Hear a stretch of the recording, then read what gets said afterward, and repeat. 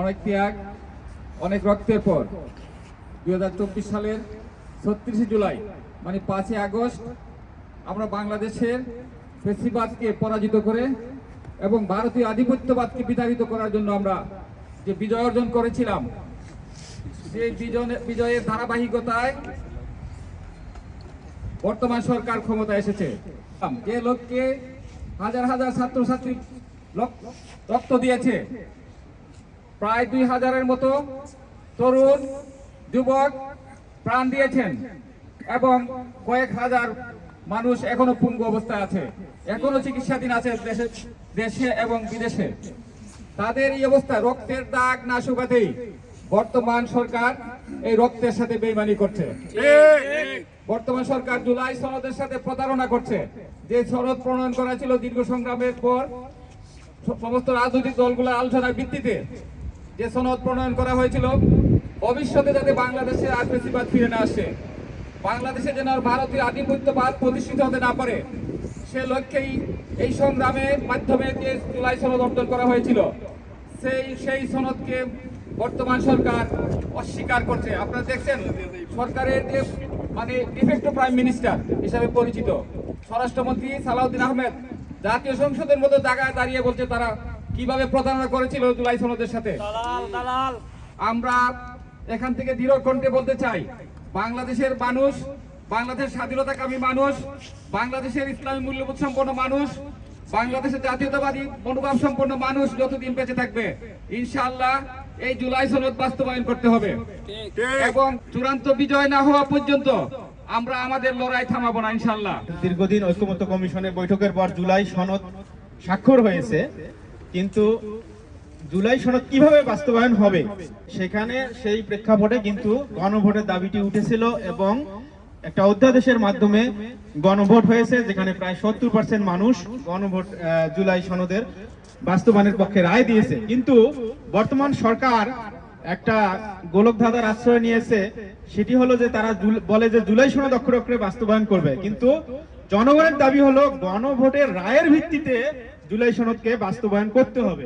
কারণ তারা যদি শুধুমাত্র জুলাই সনদ বাস্তবায়ন করে, তাদের যেগুলোতে দ্বিমত আছে, নোট অফ ডিসেন্ট আছে, সেগুলো তারা বাস্তবায়ন করবে না। অর্থাৎ জনগণ যেটি চাচ্ছে সেই অনুযায়ী তারা জুলাই সনদ বাস্তবায়ন করতে চাচ্ছে না। এটি আমরা সাধারণ জনগণ মানতে পারি না।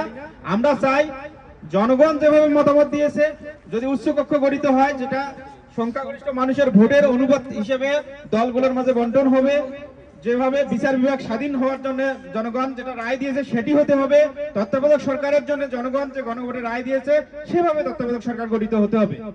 সুতরাং আমরা নিরাপদ বাংলাদেশ চাই। আজকে যে আলতাফ আলী পার্কে দাঁড়িয়েছি, আমরা অতীতেও জুলাই গণ অভ্যুত্থানের সময় যেভাবে আন্দোলন করেছিলাম পুরো জুলাই এবং আগস্টের 5 তারিখ পর্যন্ত, আবারও বাংলাদেশ যদি ফ্যাসিবাদী শাসন কেউ কায়েম করতে চায়, স্বৈরাচার কেউ হতে চায় এবং আওয়ামী লীগকে পুনর্বাসন করতে চায়, তা আমরা রুখে দেওয়ার জন্য প্রবাস থেকে আবারও আন্দোলন গড়ে তুলব।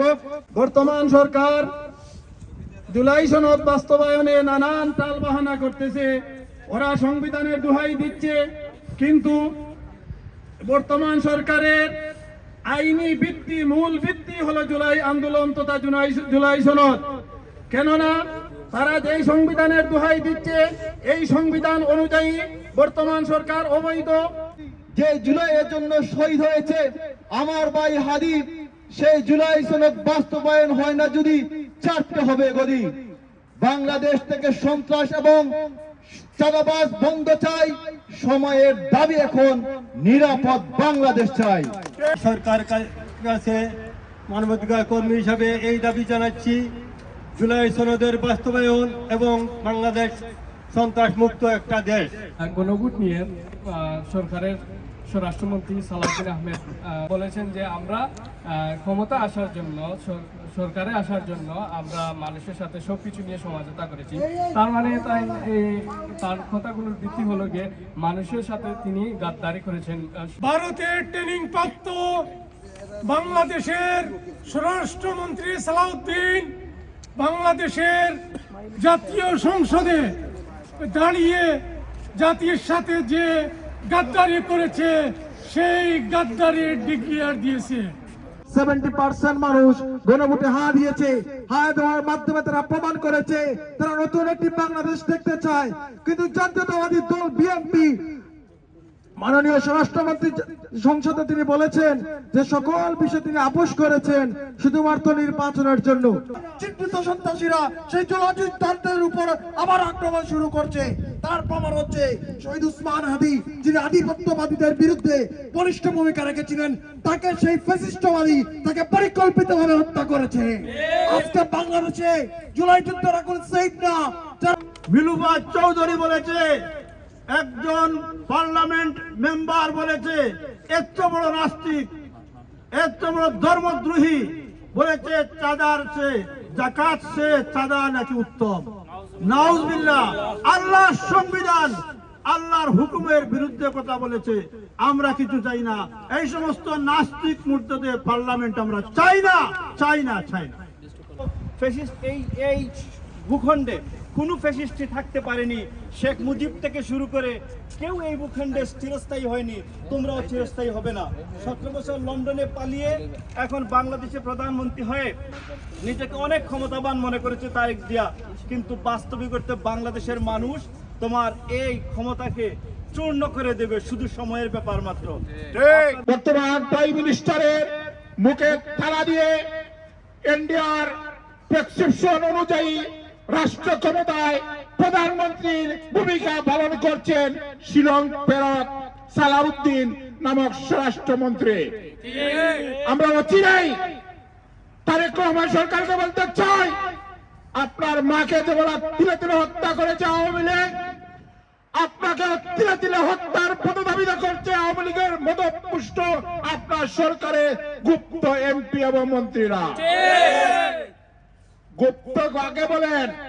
গুপ্ত টেক, রক্ষণা টেক, রাজাকারের টেক ব্যাকডেট হয়ে গেছে। নতুন করে 70% মানুষ জুলাই সনদের পক্ষে ভোট দিয়েছে। অচিরেই জুলাই সনদ বাস্তবায়ন করতে হবে।